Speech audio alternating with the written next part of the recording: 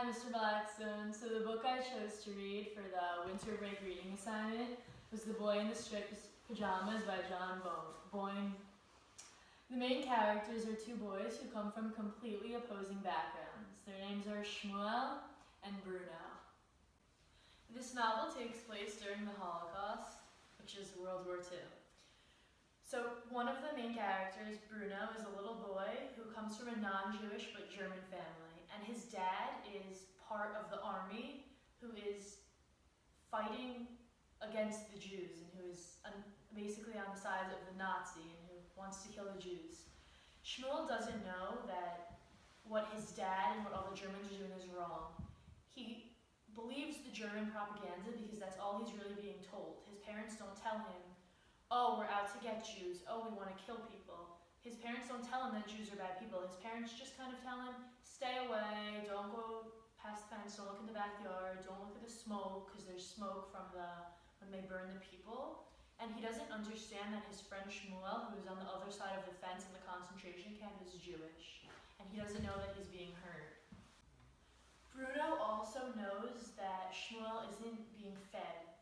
And he knows that he doesn't have games because Bruno always brings his game.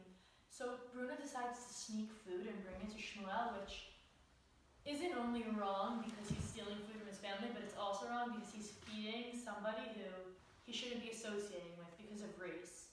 Which brings up one of the main themes in the story, which is the author eases the readers into the theme of racism by not fully exposing the hardships of what's really happening to the Jews until the end of the novel.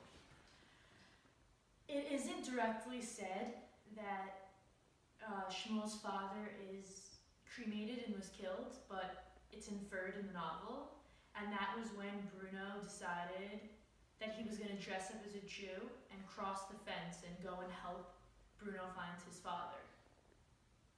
Since the assignment was to not give away the ending and to not give away any spoilers, I'm not going to tell you what happens when he crosses the fence and is disguised as a Jew. But I really suggest that you or anyone else reads this book because it's a very interesting read and it's a meaningful book, and when you find out what happens, the story really pulls together. Another important theme in the book is lying and violence. So it's not that Bruno is lying or necessarily intentionally being lied to for bad reasons, but he isn't being told that all the Jews on the other side, he isn't being told that literally Hitler is in his house and his dad is literally working for Hitler, killing Jews. It isn't being told. His dad doesn't say, hey, I'm going to cross the fence to kill Jews today. It's inferred, but it's not directly said. So a theme is violence, because violence is going on throughout the whole novel, and everyone knows it, but no one talks about it. It's kind of unsaid, but it's heard of, just unsaid. Something important that I noticed while I was reading this novel was that the fence was electrified and that there was an emphasis on the electrifying part of the fence. So it's not like there was just a fence like there would be in my backyard or in your backyard separating them. The fence was electrified, and if they touched it, they would have died. So their friendship really had to stay strong for them to, they couldn't touch each other. They could play ball over the fence, through the fence, but they really couldn't touch each other. So their friendship persevered through this lethal fence that was really out to kill Shmuel, and Bruno didn't really know, even though it was his father who was doing this stuff to his best friend. This novel was really a great read, and I hope you read it and enjoy it as much as I did. It has a lot of meaning.